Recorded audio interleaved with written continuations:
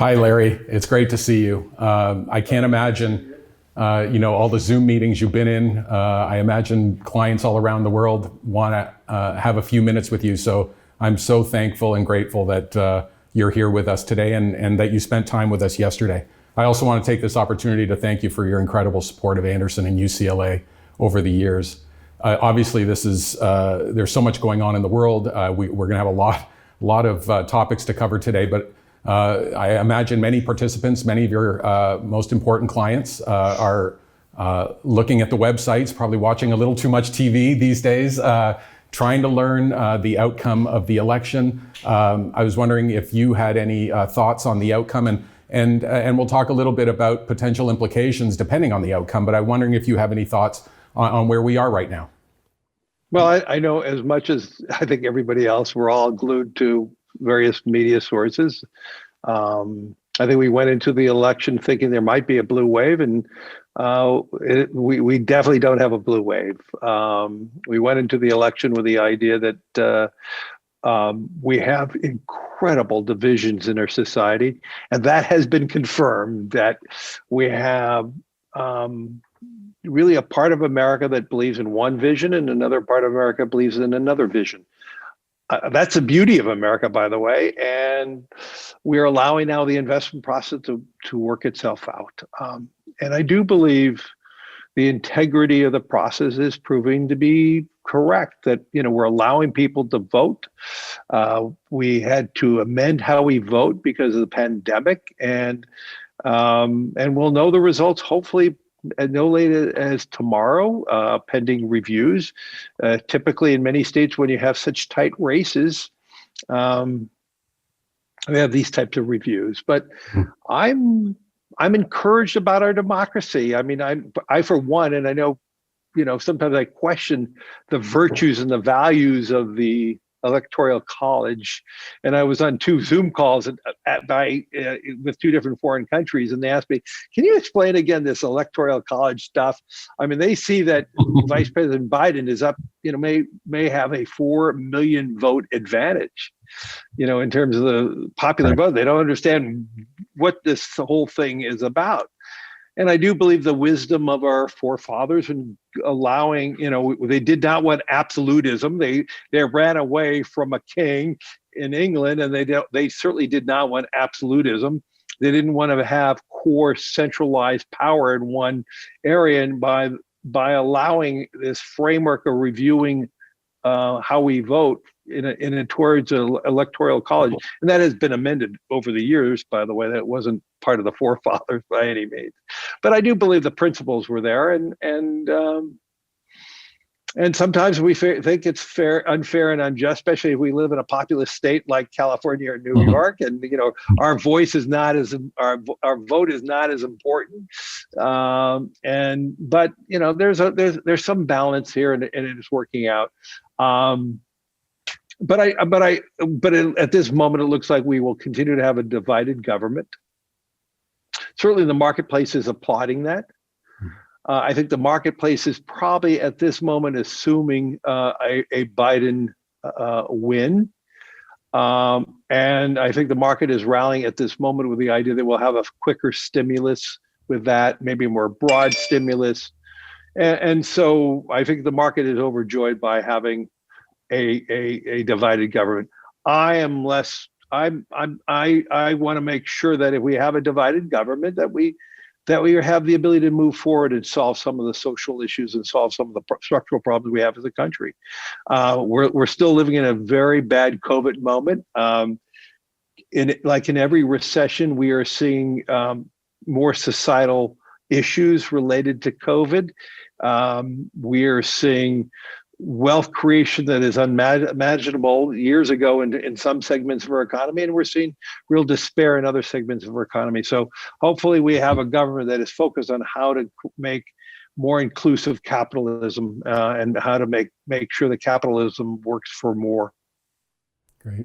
No, I mean, one of the things that, I don't want to project what the outcome might be, but as you mentioned, one very plausible outcome is divided government. We may have a Biden presidency, a Democratic House, a Republican Senate.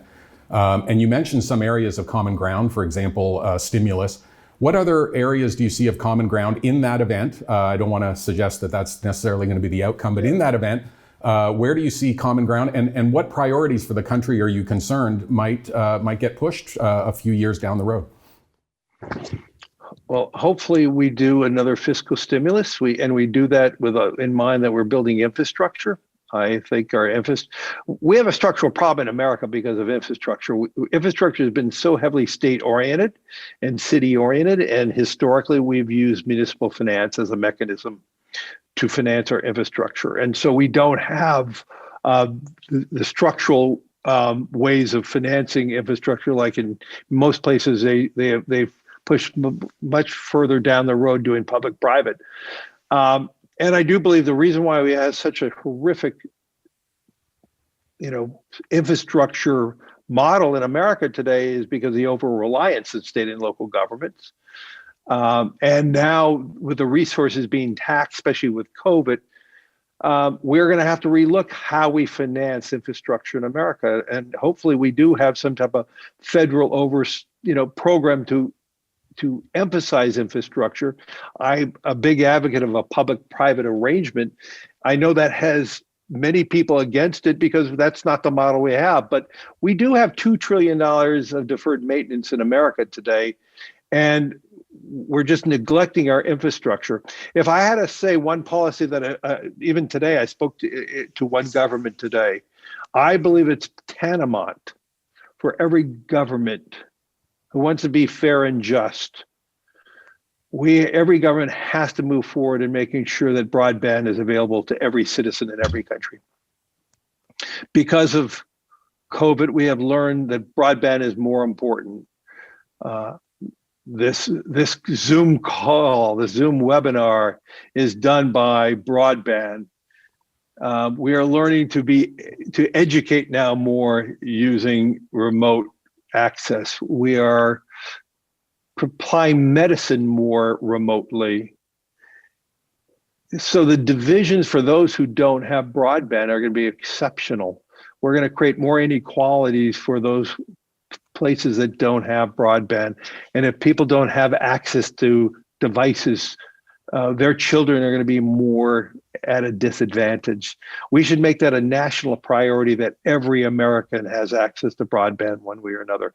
Now, much of that is going to be done through private finance and private companies, but there will be large segments of society that it's just not economically feasible. And so how do we do that? How do we bring that forward? And that's going to be some of the fundamental issues that we have to do as we think about it, because COVID is changing our lives. And I think how humans are adapting in this COVID world will be more permanent and positive. So, right now we're doing this as a defense. We're isolating as a defense, but we're learning we're able to work quite well. And I'm sure you're learning to educate quite well in a COVID world. And so with that in mind, we could transform how we do things in a post-COVID world when humanity learns to live with COVID, whether it's an antiviral that reduces severity or a true vaccination. We're going to see our behaviors changing in a good way. Can you imagine a Los Angeles or New York City when 30% of the workforce is working from home and we have less congestion? And if the average Los Angelino commutes an hour a day each way, can you imagine the blessing to that person who has 2 hours free time because they're working a third of their time working remotely? And I believe every company and every CEO I talk to is talking about, we're not going 100% back to office. We're going to find an arrangement where we're going to make this a positive.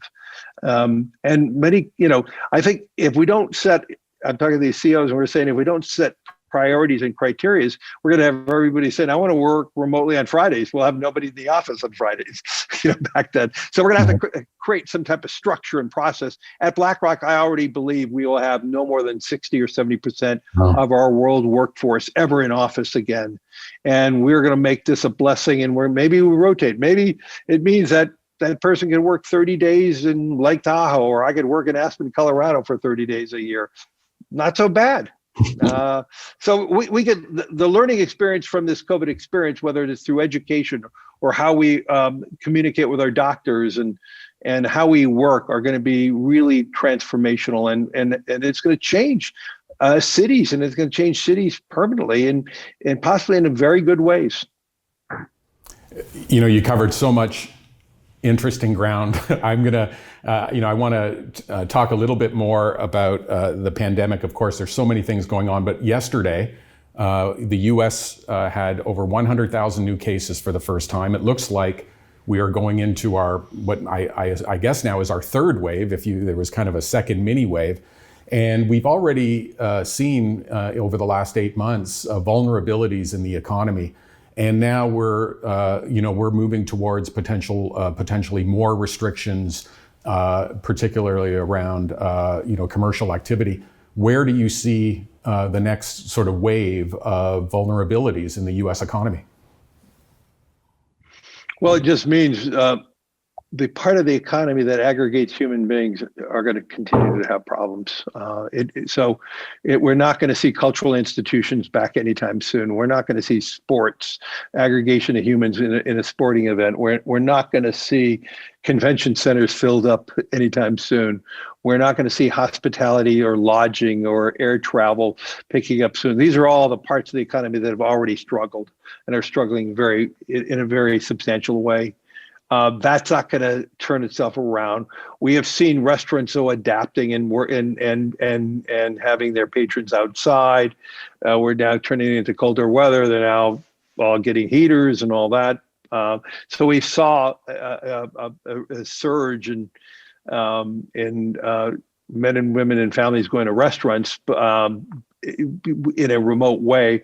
And I know many restaurants have done quite well in that, and that may now go backwards again, where we're not going to be able to allow that type of practices. But Tony, the one thing is very clear. We are, and you know that from the UCLA Medical Center, we have learned a lot how to treat people. The death rates are far lower than they were in March. There was an interesting statistic in New York stating that as many as 30% of New Yorkers may have had COVID.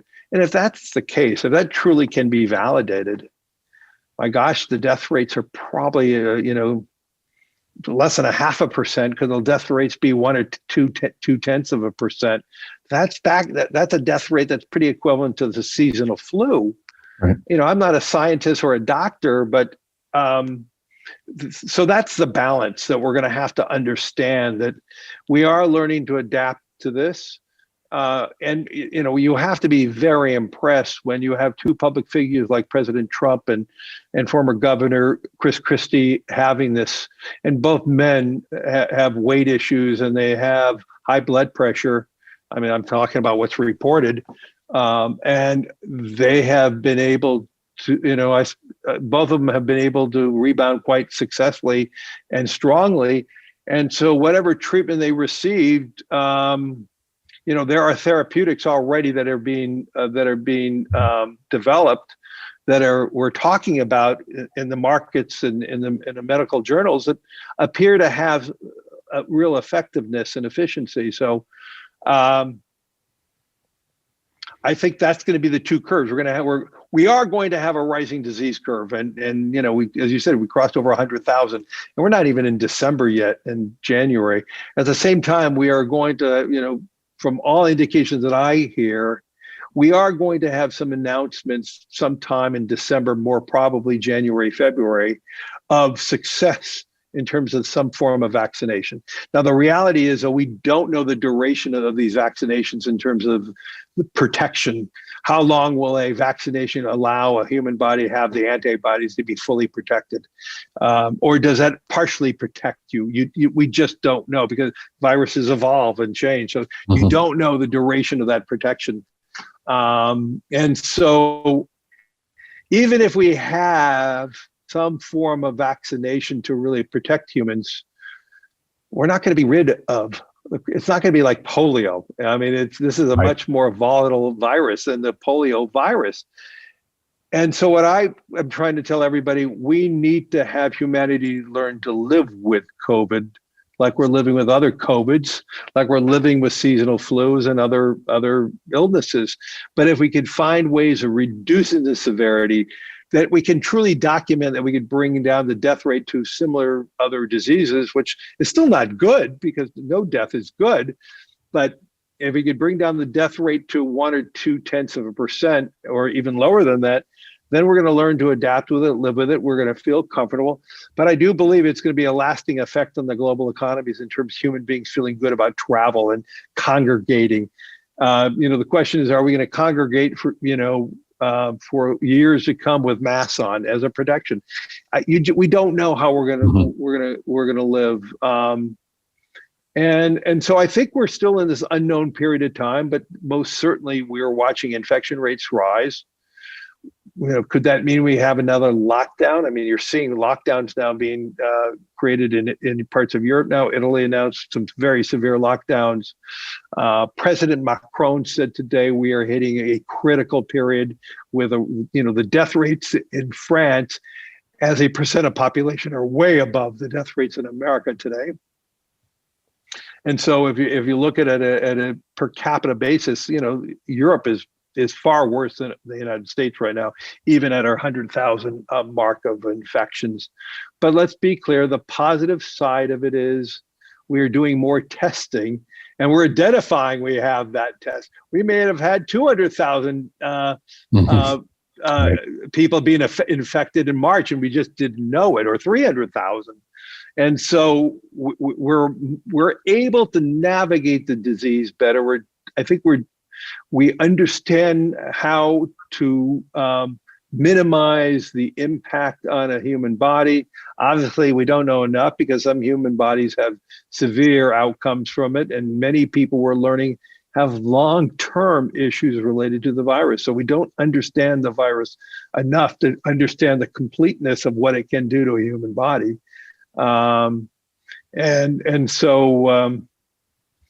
It just means we're going to have to live with a lot more safety in mind and protection.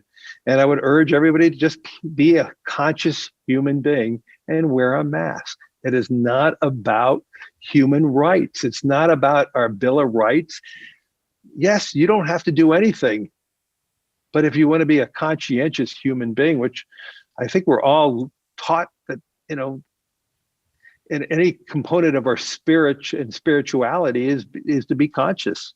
And if we could all be a little more conscious and wear a mask, I think we could find ways to mitigate some of the issues around this disease. Yeah, no, I mean, I think a lot about the longer run impacts, even post-vaccine, behaviorally, how long will it be before we are comfortable traveling? But I also think about, as a school that educates, over 2,000 students. We're part of a university that has over 40,000 students, and we've learned some things that I believe are going to stay with us. We can do some forms of education reasonably well using this technology. There are other forms that don't work so well. As you mentioned, some of our employees, our staff in particular, may be commuting very long distances, given where we are here in West LA, and taking more time to be with your family rather than commuting is extraordinarily valuable to their lifestyles. And when I think about these long-run impacts, particularly around the future of work, I'd really like to get your thoughts, because here at an academic institution, and I think there are clear analogies to BlackRock, a lot of creative activity requires kind of serendipitous meetings. They don't really translate to Zoom very well. And I just wonder if you could tell us at BlackRock, which is a very creative community, how the remote work environment works well and how it doesn't. Fortunately, we built our company around technology. And so our processes of work, actually at the end of June, we had the biggest index rebalancing ever. We did more trades that day than any time in our history, and we had no errors. So operationally, we've worked fantastically well. We're as connected with clients than we ever been in terms, as much as Zoom calls we could do. One of the big issues is it's harder to say no now that a client in Asia wants to have a meeting with you. You can say, well, I can't travel now. Well, I can certainly have a Zoom call at 10 at night. So the problem the delineation between personal and professional is really broken down in this Zoom world. So let's talk about that. You have to create more delineation or you're going to be sucked into having Zoom calls 24/7. So that's one issue that we're all learning to live with. But you're right, the way you framed the question. I terribly worry about translational ideas. Can you have them?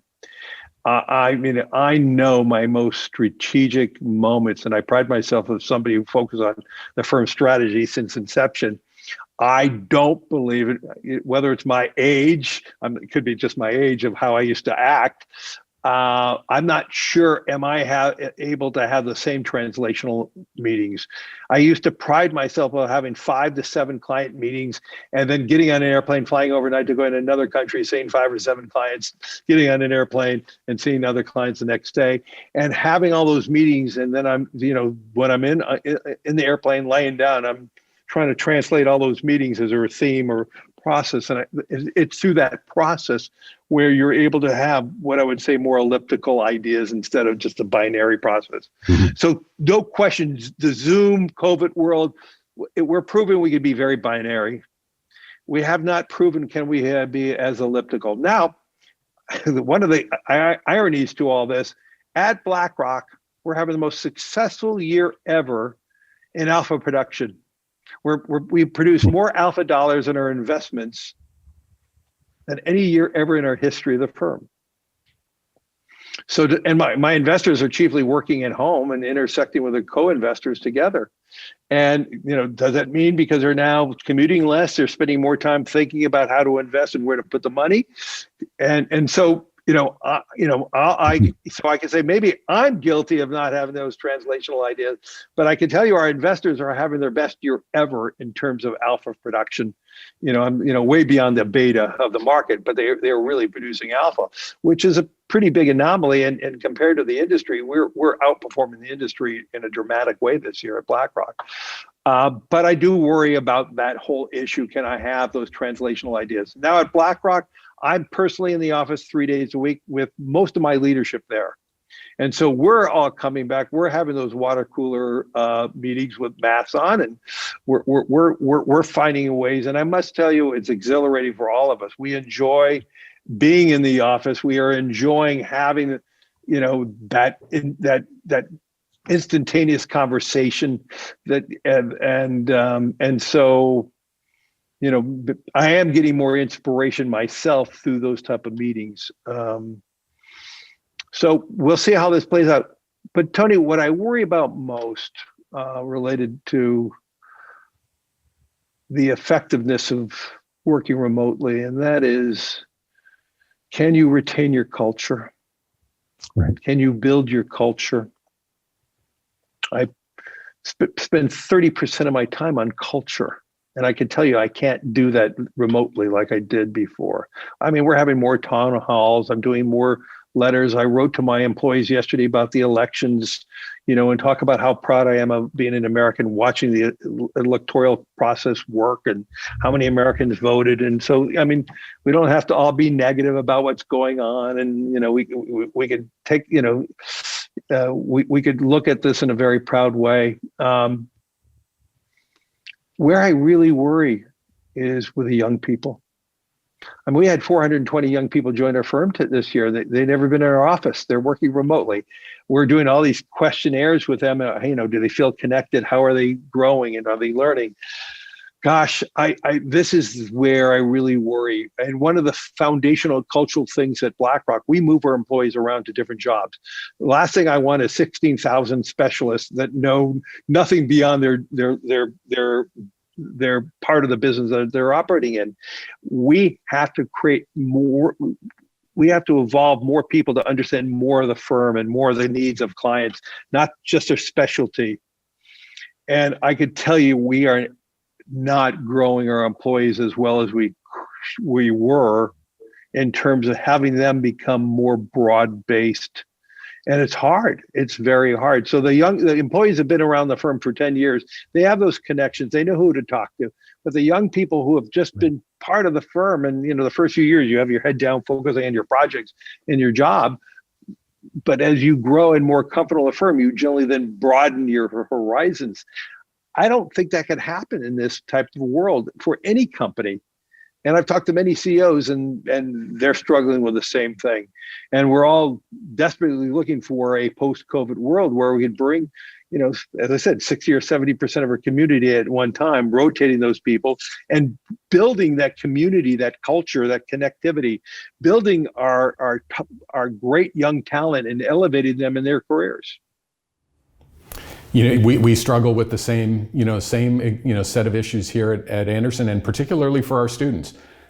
Students who come to get MBA degrees, building that community and the networks and friendships that'll serve them a lifetime. It's a little easier to do it. It's not so easy to do it if they've already established those relationships in person, but it's difficult to get them started. And I agree with you. I want to move on to another topic that you've really been on the forefront of. As Laurie mentioned, you're really very well known for your annual letters to CEOs. And in the most recent one, you wrote about climate change translating to investment risk. And this is a really profound idea, I believe, in finance. And perhaps you could elaborate a little bit and tell our participants more about what you mean by that. Well, one of the great, and this is something that I learned by being in finance for 40 odd years. The beauty of capital markets and finance, when we identify a problem, we bring the problem forward.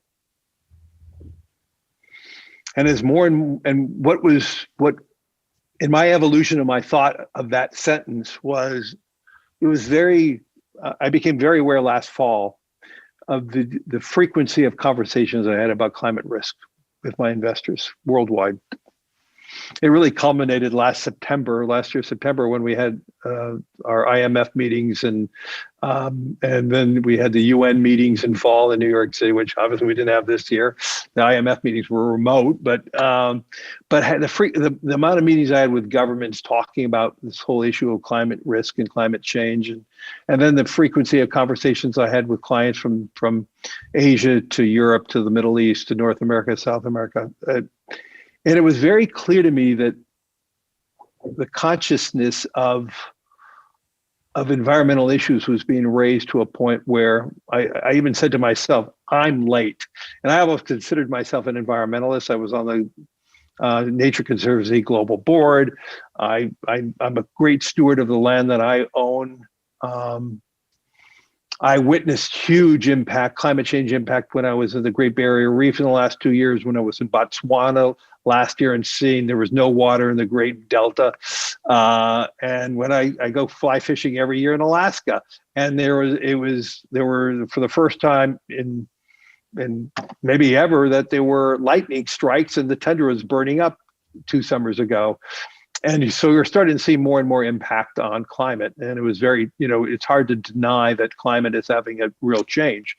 You could question, and many people do, are humans responsible for it or not? I'm not going to go into that debate here. I personally believe we are impacting that with our activities, but I'm not going to fight that debate at this moment. It was very clear to me as we are going to see and I think I wrote down a seismic reallocation of capital. And that is, through that reallocation of capital, you're going to see climate risk becoming even more and more investment risk. And it was about that, the beauty of finance, bringing the problem forward, elevating it. And so we are witnessing now a dramatic change in investor attitudes. We have seen more than a doubling of demand from 19 to 20 already for sustainable strategies. As Laurie said, we are spending a great deal of time of trying to develop the analytics to show why climate risk is investment risk. And in the United States, we must do that because the Department of Labor actually, under the Trump administration, fortified the fiduciary standard rule that we have to live in. I know the far left environmentalists don't want to hear that, but that's a criminal offense if we don't follow the fiduciary standard rule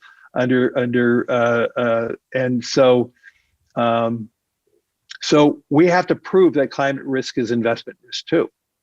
And by having data to show it, and now 80% of our sustainable strategies are outperformed traditional strategies. And so we're starting to see that. We're seeing more and more interest from more and more investors investing in it. And, my 2021 letter will reaffirm this whole idea of this seismic shift. And no company should be surprised at this reallocation of capital. And all companies better be prepared for this. And if they're not, they are going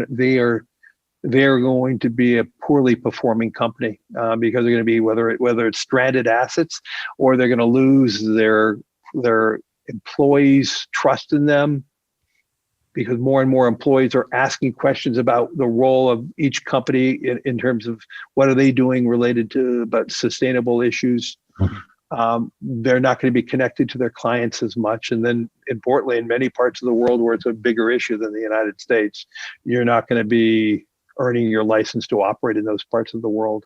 And so, I write these letters with the idea all about this concept of long-termism and stakeholder capitalism. And to me, though, you put in sustainability and then you understand what stakeholder capitalism is all about and a long-term perspective and a long-term strategy. You mentioned, I think you mentioned another thing here that's very important in terms of, getting companies to promote sustainable business practices. And you argued recently for a single global reporting framework in sustainability. And this is something, at our Impact at Anderson initiative here at Anderson, a very important research initiative towards developing these kinds of reporting frameworks and metrics. Can you tell us the importance of why having a global sustainability framework agreed upon by broadly is important to promote sustainable practices?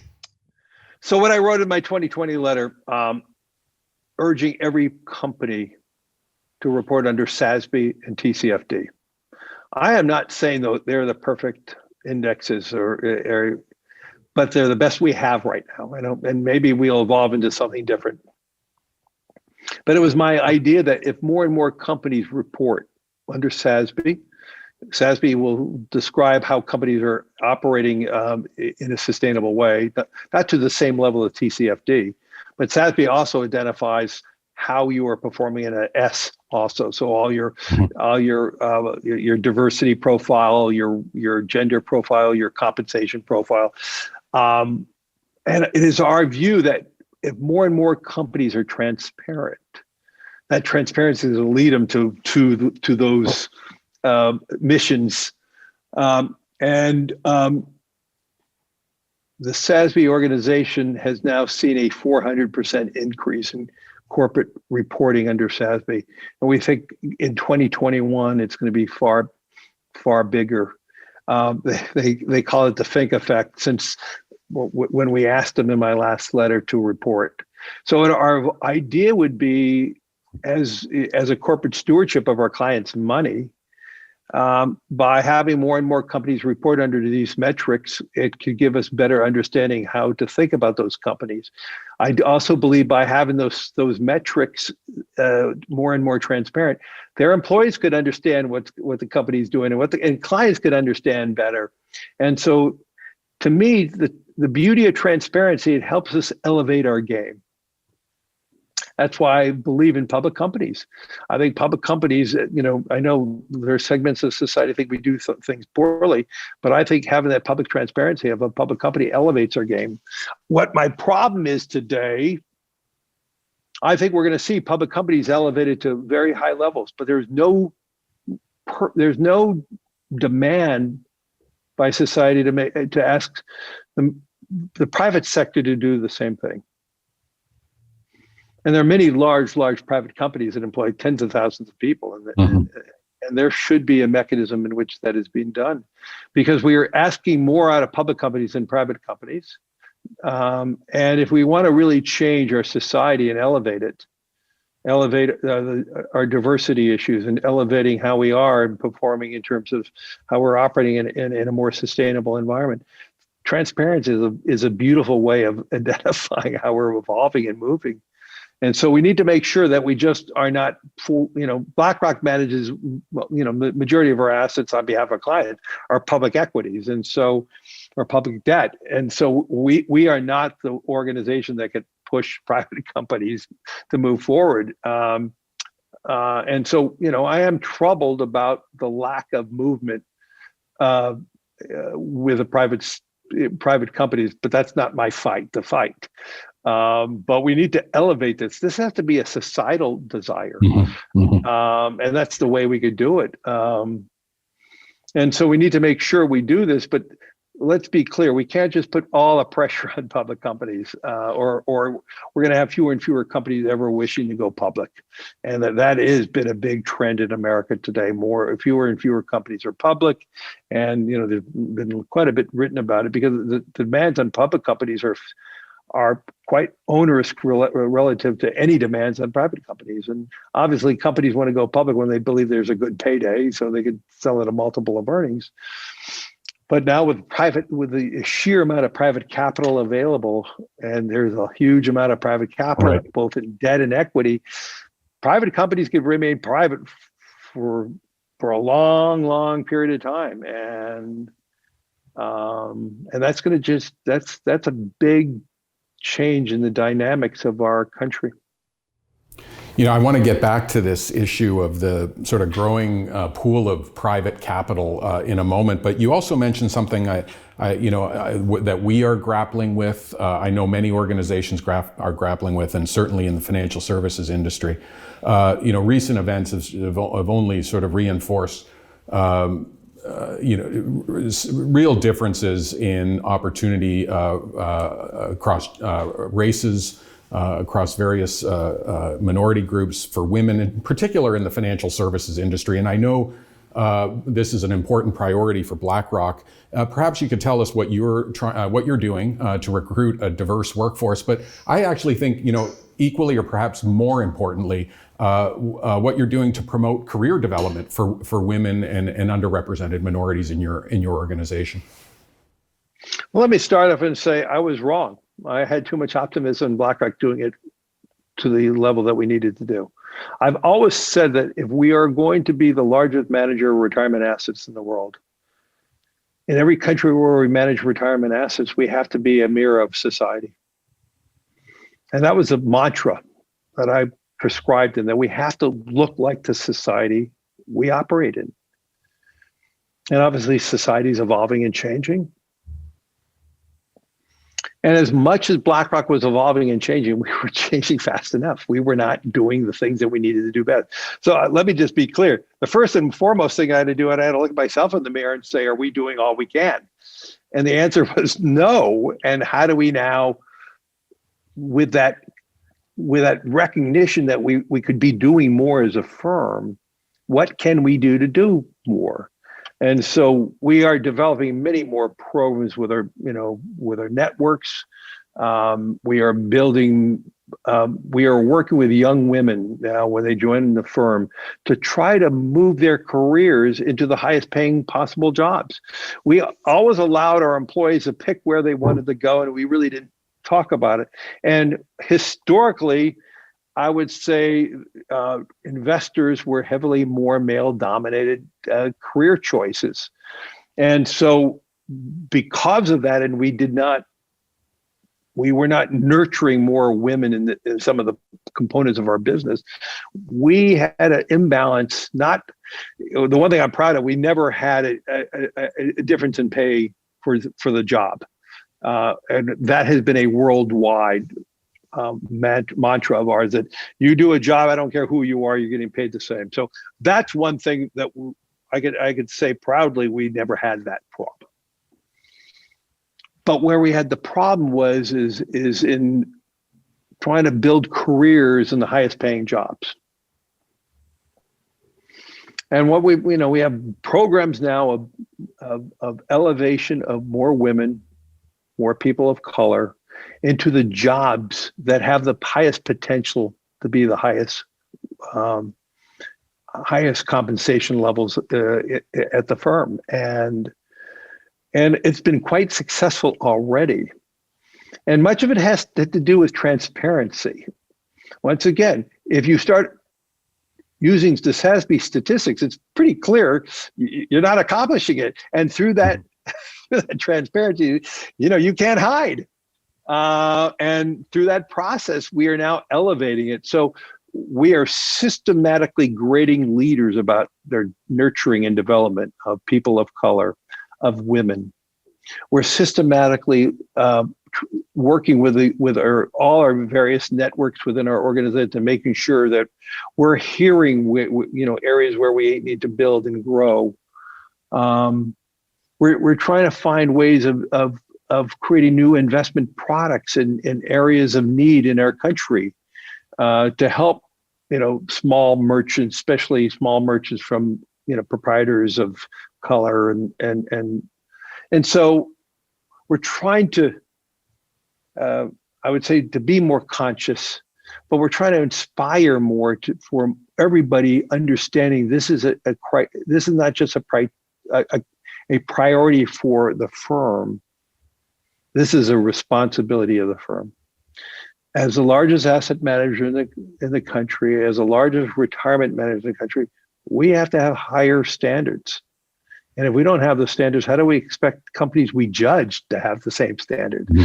And so when I write these CEO letters, I have to say, okay, is BlackRock doing this? Well, I can't ask somebody else to do this. And so let's be clear. When I write these letters, it's also a message for me to say, okay, we got to do the same thing. We got to do it better. And I think this has been a great practice for us in many ways. While we are leading many of these efforts, and we're public when we admit we're not doing the effort. I mean, last year I had to fire 2 of my senior leaders for bad behavior. And one of them had the office next to mine for 10 years, and they weren't living to the principles of the firm. Now, I would say 90%, maybe even more, I don't want to say 99, most firms would just sweep that person under the table and said he left. We announced why he left. They didn't live the culture of BlackRock and who we are. And I must say, I got more emails from my employees saying, thank you for living BlackRock with that purpose. Yes, we were shocked at his behavior, and we thought he was a good guy, but he wasn't living to the principles we want. I actually heard from 2 other major leaders of industry who said, we would never have done what you did. We have these problems all the time. We terminate them, but we don't admit the problem like you did. And they kind of said, now you raised the bar for us, and we're going to have to do that now too. But I did that because I thought that was the right thing to do. When somebody is not leading with a purpose and not leading what we're asking other companies to do, then we're going to be proven to be really false very rapidly. And I will tell you the message, Tony, that I got more from our employees was we didn't have a dual class. Things that we might do easily for the other people were leading. Right. I did it for the senior leaders, and they were really inspired that we are not treating people differently. And in terms of diversity and issues, I'm telling you that was really a major moment.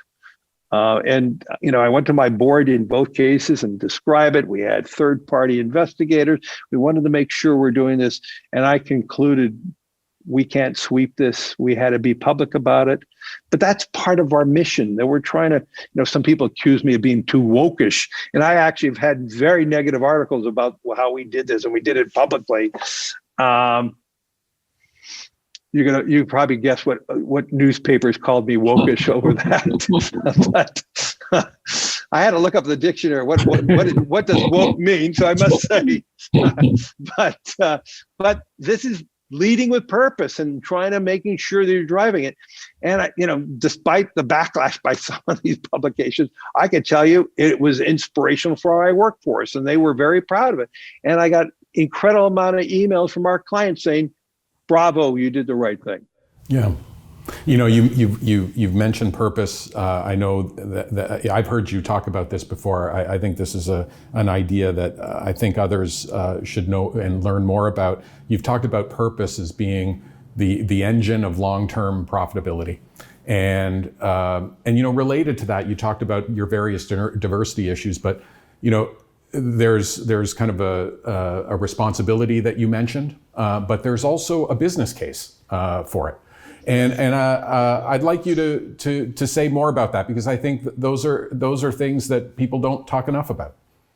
I'm convinced stakeholder capitalism is the appropriate business model. And now we have the Business Roundtable actually changing their definition of what corporate purpose is too. And so we're seeing more evidence that more and more organizations are starting to catch on stakeholder capitalism. There is no question in my mind, a purposeful company that is focusing on all their stakeholders, their employees, their clients, their society where they work. And in this world of deglobalization now, if you are not proving your purpose in every society you work, you are not going to earn that license. More than ever before, if you don't prove that you're Mexican in Mexico or British in the UK or Japanese in Japan or Chinese in China, and definitely American in America, you are not going to earn that license as a multinational global company. And so it is very clear to me, and watching companies in this COVID environment in 2020, the companies that I most respect, some of those companies have had the best performance in their stock performance this year. And so more than ever before, long-term purposeful companies that are focusing on all their stakeholders, it enriches their culture. It builds this long-termism, and it builds this culture of togetherness in an organization more than anything you can imagine. And I believe more than ever before that those companies are the leading companies in every industry, and you see that in their stock performance, because those leading companies are generally awarded with higher multiples than their peers. And so we're really seeing more and more evidence of these companies that are focused on all their stakeholders and focusing on building long-termism. They're really big winners, and you're seeing the companies that are navigating during the short term and pivoting all the time. They don't have a North Star and a mission to really build that long-term durable profitability. We don't have too much time, but I want to just, ask, we're in this environment where we're managing through multiple crises. It's an extraordinarily difficult time for so many. And, you talked about the difficulty of maintaining culture and community in this environment. But also, over the last 8 months in particular, leaders have had to make decisions with imperfect information, have had to, really pivot on important operational questions, strategic questions. And I'm just wondering, from your perspective, what are the leadership qualities that you have that you believe help you navigate really the extraordinary circumstances of the last 7 or 8 months? I don't know if there's any one thing that differentiated how I lead during this time. What I would say, and I think why we've been rewarded, just like I admitted we were not doing enough related to diversity, and I was too optimistic in our movement, and I had to be much more introspective and make the changes. I have built a leadership team around my weaknesses, not my strengths. And and more than ever before, I admitted years and years ago that I'm not a scale operator. So if I'm not a scale operator, we have a pretty big scale firm and we have to manage really efficiency. I needed to hire leaders and have people, my co-partners, to be really good scale operators. I'm really good at strategy. I'm really good at building culture, and I think I'm really good at markets. But running the trains on time, building the processes that always believed in and I always lived in it, but I was not the executor of those processes. I may have been the visionaries of what we need. And so what I would just say, Tony, it wasn't me who made BlackRock really successful during COVID. It's been some of my other leaders who are truly excellent in terms of making the scale work, seeing the resiliency of our technology, and making sure that in this COVID environment, when we developed our technology, we never developed the technology that we're going to have 16,500 remote offices. And it worked. And so I don't want to personally say, I came up with some aha moment of my strategy that made us a better firm. I would also say when I see the asset management industry changing so dramatically right now, and I'm seeing so many changes, we have been really good staying in front of our clients' needs. And I think that's probably the most important thing. Our client needs in this COVID world is more information. In this remote world, the need for information is even more important.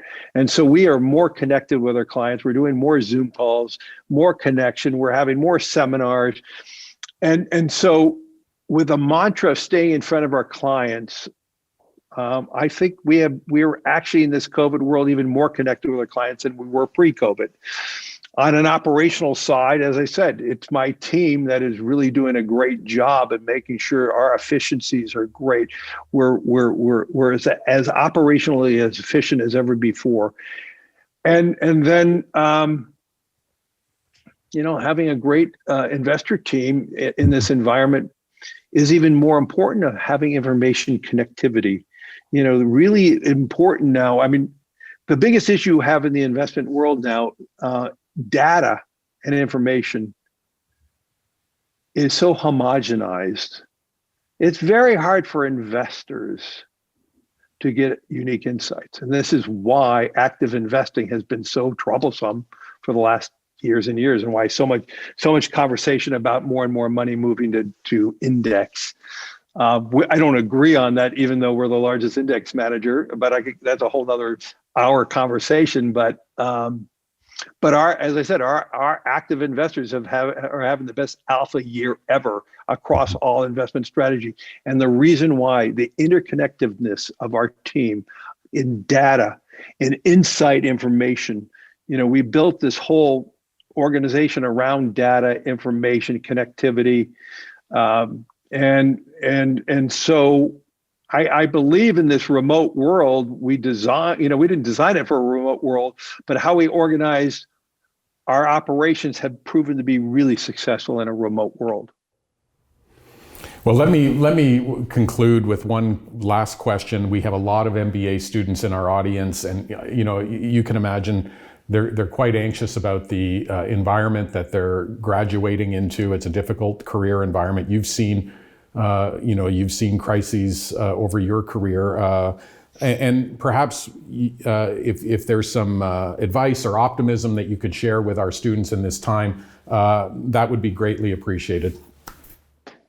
Let me start off. BlackRock's going to have a 4% increase in headcount this year. So, and we're doing budgeting for next year. The demand for headcount growth is very large. In fact, I got to call it down a little bit, but I think volatility is a great opportunity to get to enter the workforce. During these volatile times, it is easy to show a differentiation. I would just urge every student, as I urge my children as they advance their careers, was go into a career where you're passionate about, because it's a passion that's going to differentiate you. Don't go to the best firm if you don't believe you could be that passionate human being. Go to a firm or an industry where you believe you could be passionate about, where you could just really identify and show yourself and differentiate yourself. I have, in my 40 odd years, I've seen so many young people go into careers where they thought they could make the most money. And if that's your motivation, you're probably going to lose. It's not about making the most money. Making the most money should be an outcome, it should not be a priority. I mean, And I think that's one of the lessons that I could tell everybody about BlackRock. We never had that passion about making money. I would say all 8 founders believed in building an organization, and all 8 founders were not that materialistic. Now we all are fabulously wealthy, but that is an outcome. That was not a passion. And I see in finance so many businesses, so many organizations, and I do believe there's parts of the financial ecosystem like hedge funds and some areas of private equity. People do that with a motivation of making money. And I think what would differentiate BlackRock from the day one, it was all about client-centric, client focus. And if we could meet the needs of our clients, if we could help them achieve their financial future, our outcome will be fine. And we live that mantra now for 32 years since we've been an organization. We've been public now 21 years. Our stock, I think, is up close to 5,000% in 21 years. Maybe more than that now. I don't even keep track. We had an all-time high today as a stock. These are outcomes. These are not objectives. And gosh, I would just tell everybody, as I told my children, go where you're passionate, where you're inspired, where you can make a difference. The outcome will be better than focusing on where you can make the most money, because and if you don't like it, it's not going to work, and you're not going to be happy.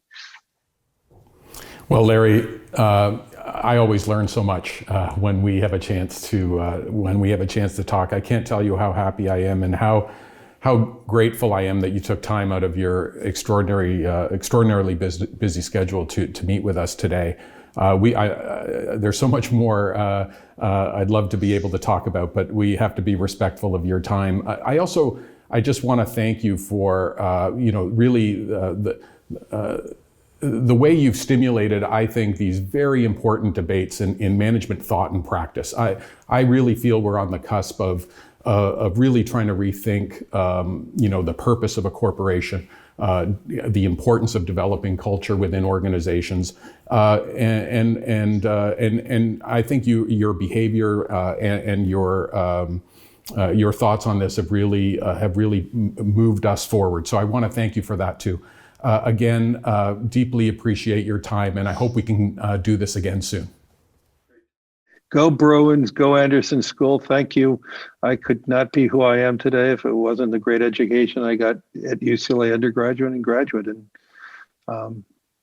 I took a bold move by moving, and maybe I was a dummy, moving from California, where I was born and raised, to move to New York. I mean, that was a pretty crazy idea back then, but it all worked. It all worked. Thank you again, Tony, and thank you for what you do. Thank you. Bye now, okay. Goodbye, everyone.